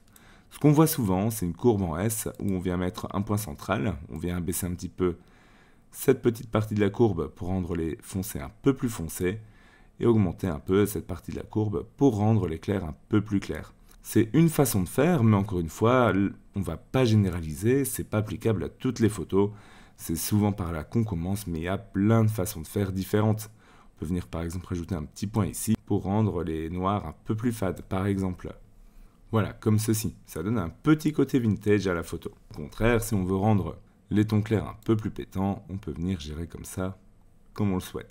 Ici, on a l'option pour appliquer un noir et blanc et pour gérer la luminosité des rouges et jaunes, des verts, des cyans, etc. sur notre noir et blanc. Séparation des tons peut être très utile parce qu'il me permet de faire des effets comme du teal and orange par exemple. Donc si je l'active, je peux par exemple rendre les clairs très orange et les teintes foncées plus bleues par exemple. C'est un traitement colorimétrique qui est très cinématique. Donc, je vais le faire ici, je vais placer les tons clairs sur du orange, je vais augmenter la saturation, on voit que ça donne un côté très orangé au ciel, donc ça c'est très balèze. Et ensuite, pour contraster, je vais venir sur du bleu, voilà, plutôt bleu cyan, et j'ai augmenté un peu la saturation. Voilà. Ça donne un côté teal and orange, c'est un traitement colorimétrique qui est très cinématographique. Ça peut être très cool à utiliser. Il y en a plein comme ça, et là il s'agit de s'intéresser un peu au color grading. Enfin, l'onglet masque qui est ici va être très intéressant puisqu'il va me permettre d'appliquer un réglage uniquement à une partie de l'image. Pour ça, je vais cliquer sur Nouveau masque de pinceau par exemple, et ici j'ai un pinceau d'ailleurs qui est sélectionné là, et j'ai la possibilité, encore une fois, de venir régler la taille ainsi que la dureté juste ici. Donc là, par exemple, je pourrais me dire j'ai envie que le pont qui est ici, qui s'appelle le pont des trous d'ailleurs, soit un peu plus clair, par exemple. Et bien pour ça, je vais venir choisir un pinceau pas trop gros parce que voilà, le pont n'est pas énorme sur la photo.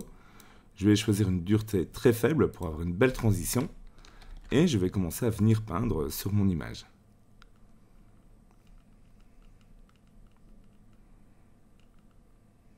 Voilà, comme ceci par exemple. Je fais un peu rapidement encore une fois dans le cadre du tuto. Et ensuite, eh bien, je choisis masque de pinceau. Maintenant, quand je viens changer un réglage, comme l'exposition par exemple, eh bien, on voit que ça s'applique uniquement là où le masque a été appliqué. J'ai aussi un deuxième type de masque, si je reviens sur masque, qui est ici, le masque de dégradé. Quand je le sélectionne, je vois que j'ai masque de dégradé qui apparaît. Et maintenant, l'outil dégradé est sélectionné. Je peux venir cliquer et maintenir pour avoir justement un dégradé. Je viens le positionner comme je veux. Là, j'ai toujours ma souris d'enfoncer. Admettons que je souhaite régler la partie inférieure de l'image. Et maintenant, là aussi, quand je veux, par exemple, augmenter l'exposition, on voit que c'est l'exposition uniquement en bas de l'image qui est modifiée et pas l'ensemble de l'image. Bien sûr, je peux revenir dans Masque, changer, pour choisir ce que je veux régler. Et si j'ai envie d'en supprimer un, bien simplement je le sélectionne et j'appuie sur la corbeille. A noter que j'ai un dernier type de masque qui est ici, ajouter un masque de dégradé toujours, et je peux venir choisir un masque elliptique ou radial. Je vais choisir un masque radial, je clique, je maintiens, et on voit que cette fois-ci c'est un masque qui va partir du centre vers une distance. Là aussi, pareil, ça peut me permettre de mettre en avant un élément d'une photo, par exemple. Enfin, si je souhaite recadrer ma photo directement ici, je clique sur recadrer et je viens recadrer mon image. Dans la barre d'outils, je peux toujours choisir des options, comme les proportions d'origine, par exemple, dans le mode de contrainte. Je change d'outil pour valider le recadrage. Quand je suis content du développement de mon RAW, je peux cliquer sur Développer. À partir de ce moment-ci, je retourne sur l'interface principale d'Affinity avec mon RAW déjà développé. Si je souhaite faire une modification, je peux reprendre mes outils habituels pour venir travailler mon image. Si par contre on souhaite encore apporter des modifications quand on a terminé le développement de l'image ou qu'on travaille directement sur un JPEG, cette fois-ci, le mieux, ça sera de passer par les calques de réglage. Pour ça, on peut retrouver la petite icône ici, Réglages, on clique dessus. On a ensuite un calque par réglage, donc admettons que je souhaite cette fois-ci rejouer sur l'exposition ou sur la luminosité contraste, admettons la luminosité contraste. Je le sélectionne, ça me crée un calque de réglage de luminosité contraste. Et quand ce calque est sélectionné, j'ai cette fenêtre qui apparaît pour jouer justement sur le réglage. Voilà, je peux fermer. Et si je veux réafficher, je redouble-clique sur l'icône ici. L'intérêt du calque de réglage, c'est qu'il règle tout ce qu'il y a en dessous de lui. Ça veut dire que si j'avais plusieurs calques ici, je pourrais simplement tout régler au niveau de mon montage, simplement par le calque de réglage. Donc ça, c'est une fonction très utile et très puissante également. Dans cette partie du tuto, on va s'intéresser à Affinity pour créer un panorama à partir de plusieurs photos. Pour ça, je t'en ai donné 3 que j'ai prises successivement à Édimbourg, très très belle ville par ailleurs. Et on va les assembler pour créer notre panorama directement dans Affinity. C'est parti. Pour le panorama, au final, rien de plus simple, on va dans Fichier, Nouveau traitement d'image. Et ici, on a la possibilité de faire un panorama, mais aussi une fusion HDR, donc fusionner une photo sombre, claire et normale par exemple pour avoir une grosse plage dynamique, même une pile d'astrophotographie ou encore du focus taking, bref plein de choses. Nous on va aller dans panorama et dans image on va aller dans addition. Là on va chercher les 3 images que je t'ai données, le 08A, B et C, et on clique sur ouvrir. Il s'agit de 3 photos qui sont issues d'une série de photos qui me servaient à faire un panorama de la ville d'Édimbourg. Très très belle ville par ailleurs. Une fois qu'on a ça, on clique sur rassembler le panorama. On laisse Affinity faire le travail. Le panorama est assemblé. On clique sur OK. La photo s'ouvre avec un nouveau panorama qui a été assemblé. Il nous suffit à présent de venir recadrer en cliquant ici et en recadrant légèrement notre image pour les bords. On est bon, on clique sur Appliquer. Le panorama est créé. Dans cette partie du tutoriel, on va s'intéresser aux autres onglets, à commencer par Vecteur, et commencer à découvrir comment faire du dessin vectoriel. Ainsi, tu vas pouvoir commencer à dessiner vraiment tout ce qui te ferait plaisir sur Affinity. Et là, tu vas voir que les possibilités elles vont devenir vraiment énormes. Parce que très rapidement, tu arriveras à faire des trucs vraiment très sympas en un minimum de temps et à libérer vraiment ta créativité. Pour ça, on va créer un nouveau fichier. Là, je vais prendre par exemple un document A4, donc pour de l'impression par exemple, et on clique sur Créer un document. Et cette fois-ci, on passe dans Vecteur. Ici, on voit que la barre d'outils est essentiellement différente. L'idée ici, dans Vecteur, c'est qu'on travaille sur du vectoriel. Chaque trait dans du vectoriel sera un genre de formule mathématique. Pas de quoi s'inquiéter ici, c'est juste qu'au final, ce qu'on va dessiner là, par exemple, pourra très bien être réexporté en 3, 4, 10 fois la taille sans aucun souci. C'est juste une formule qui sera agrandie ou désagrandie, contrairement aux pixels qui ont une taille fixe et qui ne peuvent pas être agrandis, à part avec intelligence artificielle, mais encore il y a quand même une perte de qualité. Alors pour le vectoriel, l'idée sera assez simple, on voit que c'est un petit peu bougé au niveau de l'interface, mais on reste dans la même logique. Mais on va maintenant parler en tracé. Prenons un outil de base. Comme ici, on a un outil rectangle, ellipse, triangle, losange, bref, des outils qui permettent de faire des formes de notre choix. Prenons par exemple l'outil cœur. Eh bien cet outil, quand je l'utilise, je clique, je maintiens, me permet de venir tracer un cœur. Si je maintiens Shift, donc la petite touche majuscule, ça me permet d'ailleurs de garder les proportions. D'ailleurs, j'ai d'autres outils dans le genre, je peux aussi le faire avec un rectangle par exemple. Voilà. Eh bien, l'outil de sélection me permet maintenant de changer de tracé, mais surtout, une fois qu'il est sélectionné, eh bien, je peux venir ici changer la couleur de fond, la couleur de bordure et la taille de bordure. Par exemple, pour le cœur, je pourrais très bien venir sur un petit cœur rouge comme ça, même un peu rosé, voilà, et choisir une bordure noire par exemple, avec une largeur de trait de mon choix. Voilà, tout simplement.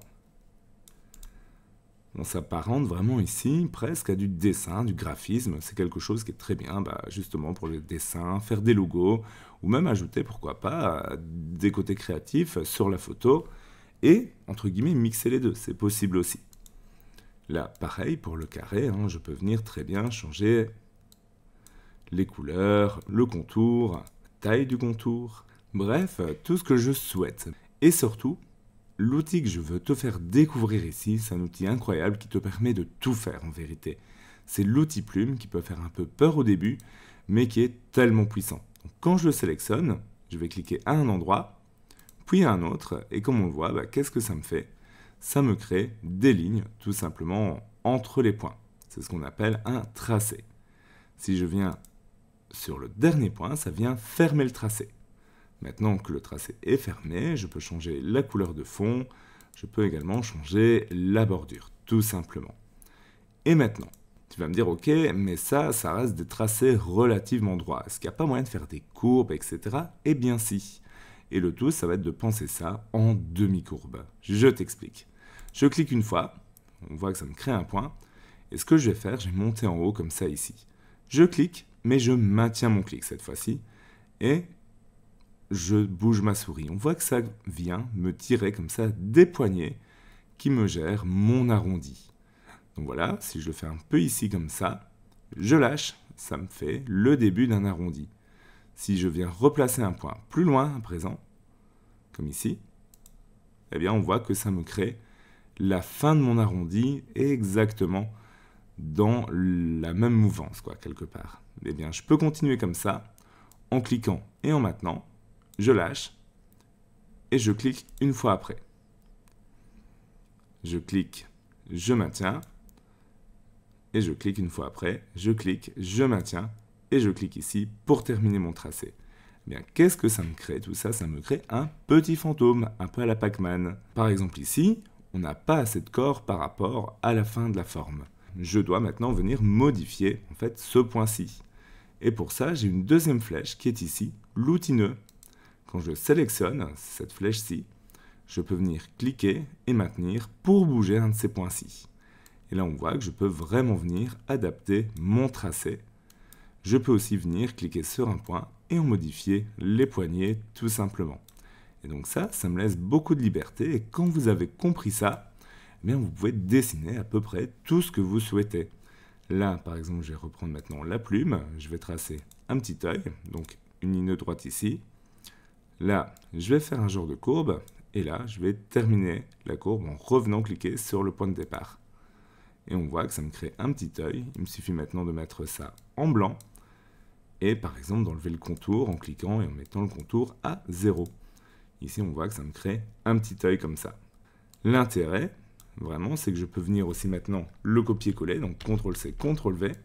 Ça me recrée un petit œil. Et je peux, par exemple, faire une symétrie dessus. Pour ça, clic droit, transformer, retournement horizontal. Et on a notre petit œil qui est créé. Donc ça, c'est super bien. Et cet outil nœud, quand j'ai sélectionné, je peux venir remodifier n'importe quel nœud que j'ai créé avec la plume, tout simplement. Aussi, je peux venir sélectionner une forme qui a été créée de base, comme ici, je vais créer avec l'outil carré ou ici avec l'outil cœur. Faire un clic droit, choisir convertir en courbe, et maintenant, je peux venir aussi modifier ma forme comme je le souhaite. Et ça, eh bien, ça laisse des possibilités créatives qui sont énormes. Je peux aussi, toujours avec cet outil nœud, venir double-cliquer sur un point pour le transformer en courbe ou sur un point de courbe ici pour le transformer en point droit. Donc ça marche aussi très très bien si jamais j'en ai besoin. Et on voit au final qu'avec ça, eh bien, je peux venir dessiner vraiment tout ce qui me vient par la tête. Et ça, c'est très puissant également. Dans cette partie du tutoriel, on va combiner photo et dessin pour créer quelque chose de vraiment sympa et libérer ta créativité, de quoi te donner plein de pistes supplémentaires. Ici, ce que je vais faire du coup, c'est que je vais ouvrir la photo 10.jpg. Là, on est sur une photo de Circus Lane, une rue magnifique d'Édimbourg. Et ici, même en étant dans l'espace de travail pixel, on peut retrouver la plume. Et donc ici, je vais pouvoir l'utiliser pour, pourquoi pas, faire un beau petit dessin. Et donc, je vais me mettre au travail. Donc pour ça, je vais créer une petite jambe, je clique, et là, je clique et je maintiens. Voilà, super, on a une première petite jambe. Ce que je vais faire, je vais directement enlever la couleur de fond. Donc pour ça, je clique sur couleur de fond, et j'appuie ici sur ce logo avec un rond blanc barré rouge pour dire que je ne souhaite pas de couleur de fond. Par contre, je veux bien une couleur de tracé. Donc là, je vais mettre un tracé qui se voit un minimum, hop, un point par exemple, et je vais mettre une couleur. Moi, je vais rester dans le orange. Ça va très bien aller pour cette photo. Voilà, quelque chose comme ça. Pour autant assez clair quand même. Je vais augmenter encore un peu la couleur de mon tracé. Je peux aussi cliquer ici pour modifier les paramètres de trait. Quand je clique, j'ai cette petite fenêtre qui s'affiche. Et début, je vais mettre cercle. Fin, je vais mettre cercle. Voilà, ça c'est chouette. Ensuite, je vais cliquer ailleurs, ici dans mon espace de calque, pour pouvoir continuer à retracer un nouveau tracé. Et ici pareil, je recrée une deuxième petite jambe. Voilà, tout simplement, je clique ailleurs, on voit que c'est resté sur les mêmes presets. Et je fais pareil ici, pour créer mon petit corps, puis ensuite un petit bras, voilà, et ensuite un deuxième petit bras. Super. Et ici, je pourrais créer un petit rond simplement pour la tête. Pour ça, je vais utiliser l'outil ellipse, qui est juste ici, qui s'utilise de la même façon. Là, par contre, je vais enlever les deux petits ronds qui viennent ici aux extrémités. Donc, je reclique, début, aucun, fin, aucun. Tu as vu d'ailleurs qu'on peut aussi l'utiliser pour créer des flèches, des choses comme ça. Donc, ça peut être utile aussi.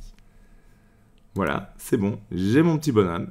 Et là aussi, si je veux remodifier à un moment donné mon tracé, bien simplement je clique dessus. Et là où j'ai l'outil plume, je retrouve l'outil nœud dans l'espace de travail pixel.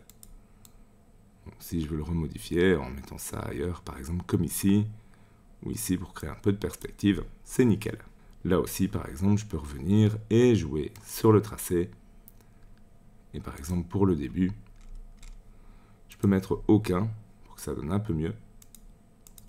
Et là, je peux modifier un petit peu le point de départ pour revenir le mettre ici. Super! J'ai créé un petit bonhomme qui attend sur le trottoir. Et donc, ça rajoute quelque chose vraiment à mon image. Mais je peux aller encore un peu plus loin en venant par exemple cliquer et en choisissant FX pour recréer par exemple une petite lueur externe. Et ici, jouer par exemple sur le rayon et sur la couleur. Je peux d'ailleurs pareil utiliser la pipette, donc je clique sur la pipette, je maintiens, je viens choisir la couleur et prendre quelque chose de peut-être plus clair. Voilà, pour créer une petite lueur externe. D'ailleurs, une petite lueur interne va me donner vraiment aussi un effet néant. Là, j'augmente encore une fois le rayon. Et je lui dis de partir du centre. Bien géré sur le rayon d'ailleurs, quand on part du centre. Comme ceci. Ça, c'est pas mal, ça me plaît bien. Je ferme, et ça fonctionne. Sauf que bien sûr, maintenant, je dois l'appliquer aux autres. Et donc, autant faire tout ça d'un coup. Je vais venir cliquer sur FX pour désactiver les styles de calque. Donc je désactive ça, voilà. Et je resélectionne tout en maintenant CTRL. Donc je clique sur le premier, je maintiens CTRL, et je clique sur l'ensemble des calques. Maintenant, je refais FX qui est ici. Et là maintenant, je vais réappliquer une lueur externe. Sauf que ça sera appliqué à l'ensemble. Si je viens un peu bouger, ça écrase les paramètres surtout. Voilà, attention à bien rechanger par exemple la couleur, tout simplement. Comme ça, ça réapplique partout. Et je fais pareil pour la lueur interne. Je l'active. Couleur blanche. Au centre. Et on joue sur le rayon. Et aussi un peu sur l'intensité. Voilà, ça c'est super bien. Et j'ai maintenant mon petit bonhomme qui est présent sur ma photo. Et là, ça donne vraiment super bien. Dans cette partie, on va s'intéresser à l'onglet mise en page qui va permettre la création de brochures, de catalogues, etc.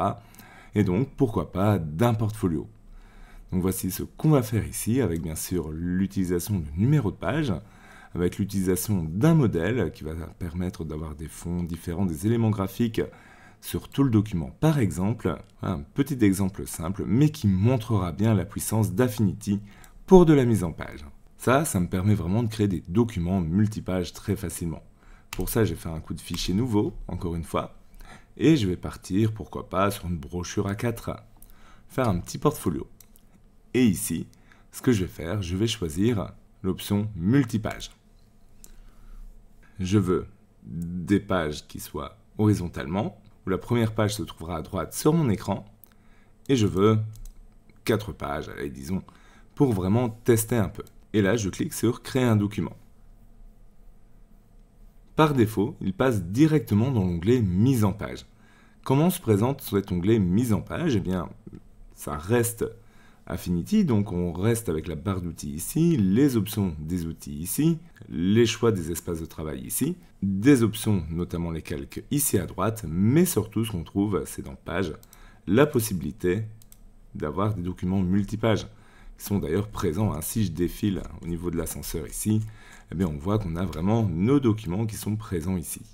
Et donc on peut maintenant venir mettre en page nos documents très simplement. Je veux dire par exemple, si je viens dans les assets, tu as le dossier numéro 11 ici, eh bien je peux retrouver mes documents et je peux juste par exemple venir prendre Off-Road ici, la petite page de couverture qu'on avait, et venir la positionner simplement sur ma page comme je souhaite, avec des outils très similaires à ceux qu'on connaît déjà, pour la plupart du moins. Là, je peux faire par exemple ici une petite rotation, et venir le mettre un peu à travers tout. Voilà, ça fait la page d'accueil par exemple du petit portfolio. On peut ensuite descendre, et venir s'intéresser au contenu. Et pour ce contenu, bien, qu'est-ce qu'on va retrouver? Si je suis ici en page 3 et 4, la possibilité, bien sûr, de travailler tout ça. Je peux venir ajouter, par exemple, un texte artistique, comme on connaît déjà. Je vais venir donc glisser ici le texte, et là, je vais mettre « Créer des visuels ». Voilà, je viens le redimensionner comme je veux. Et ici, par exemple, je peux venir double-cliquer et changer un petit peu la disposition de mon texte. Par exemple, pourquoi pas en bold. Par exemple, pourquoi pas avec une police un peu plus petite. Une 48 par exemple. Et venir commencer à prendre, par exemple ici, hop, encore une fois, le fichier, venir le disposer comme je sens. Bon, la mise en page là est somme toute très basique, mais c'est vraiment pour avoir une idée de comment ça se passe et à quoi ça sert. Par contre, si je viens sur l'onglet caractères, qui est ici par défaut, voilà, je change ça par exemple. Bien sûr, ce que je change ici, c'est comme si je changeais ici également, hein. C'est exactement la même chose, c'est juste qu'ici j'ai plus d'options. Je vais rajouter un soulignement. Je vais changer un peu la couleur, pour rester sur quelque chose de très basique, mais surtout pour te montrer que on a la possibilité ici de créer des styles de caractères. C'est-à-dire que je peux créer un style en cliquant sur « Nouveau ». Ici, ça reprend de base toutes les options que j'ai mises, mais on peut venir changer d'autres choses éventuellement et cliquer sur « OK ». À partir de là, ce qui est intéressant, c'est que si je viens, hop ici, et je mets quelque chose d'autre, par exemple créer un filet,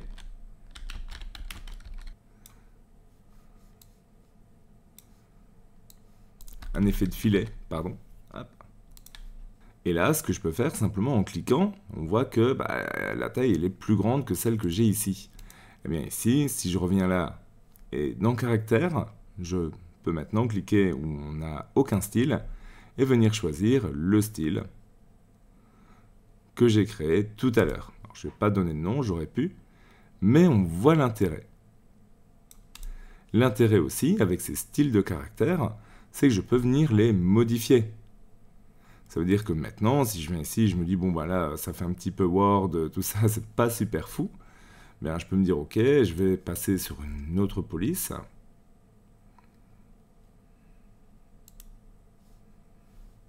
Je vais enlever, par exemple, la couleur bleue, ou je vais mettre un truc très foncé. Voilà. J'ai enlevé le soulignement. Et ce que je vais faire maintenant, c'est que ça s'applique partout. Et bien, juste, je vais cliquer sur le bouton « Mettre à jour ». Et partout où ça utilise le style, comme ici, eh bien, ça se met à jour. Et donc, ça me permet de créer un document multipage en gardant vraiment un style cohérent à travers tout le document. Et on a ça, bien sûr, pour les effets de caractère, mais on a ça également pour les effets de paragraphe, avec également la possibilité de créer des styles. Et donc, on voit que ça, c'est quand même très très puissant. Bon, on va pas faire une brochure complète parce que là, on dépasse un peu le cadre du tuto de base, mais on voit vraiment l'idée à ce niveau-ci. On peut venir faire vraiment des mises en page très puissantes, très élégantes, très facilement. Et donc ici, j'ai créé mon petit livret. Alors, petit livret, on est bien d'accord, hein, très rapide, mais on voit bien l'intérêt. Ce qu'on peut faire aussi, c'est gérer au niveau des maquettes. C'est quoi une maquette? Eh bien, c'est un gabarit pour une page. Ça veut dire qu'ici, en vis-à-vis de maquette, je peux appuyer sur « Ajouter une maquette ». Et ici, il me dit « Ok, on va donner une planche de base pour la maquette ». Là, on va tout laisser par défaut et on va faire « Ok ». Là, maintenant, j'ai une planche de base.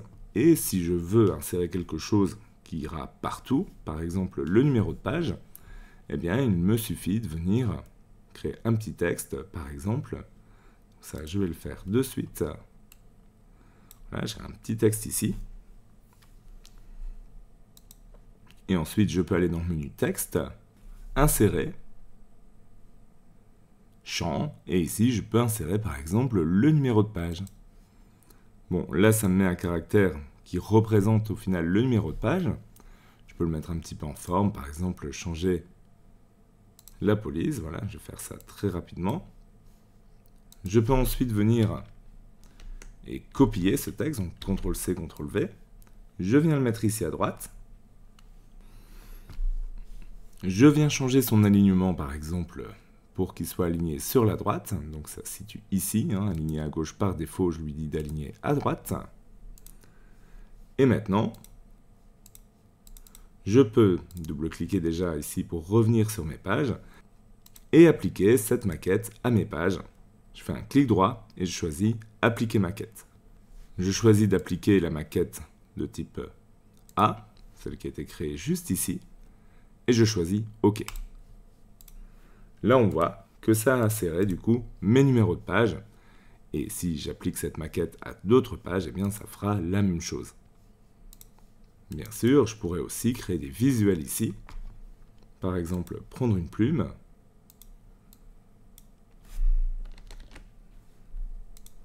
Et venir créer comme ça des petites vaguelettes.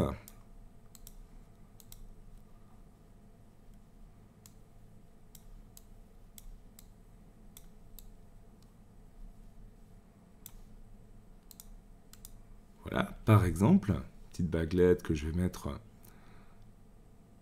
sans couleur de contour et avec une couleur de fond qui est juste du gris. Je pourrais même venir par exemple la dupliquer. Donc j'apprends, je fais un CTRL-C, CTRL-V. Voilà, et je refais de même ici. Et maintenant, si je reviens sur ma planche 2-3, eh bien je retrouve cet effet visuel de petite vaguelette qui a été créé ici justement au niveau de ma maquette. Donc on voit que ça devient vite très puissant et qu'on peut vite créer de très beaux visuels, de très belles brochures. Et quand je vois ce qu'on a créé ensemble dans ce tuto, je me dis quand même c'est génial et j'espère que tu as apprécié tout ça. Et voilà pour les bases d'Affinity by Canva. J'espère vraiment que ce tutoriel t'aura aidé à comprendre toutes les bases, à bien maîtriser le logiciel, à comprendre son fonctionnement et à aller plus loin. Moi, je compte te proposer encore bien plus de vidéos sur le sujet, alors n'hésite pas à t'abonner, n'hésite pas à liker, n'hésite pas aussi à me partager ce que tu penses de cette vidéo dans les commentaires ou à me poser tes questions si tu en as. Ou à me donner des suggestions de prochaines vidéos par exemple, c'est toujours avec plaisir que je lis tout ça. Nous on se retrouve très bientôt pour de nouvelles vidéos, d'ici là porte-toi bien, à la prochaine.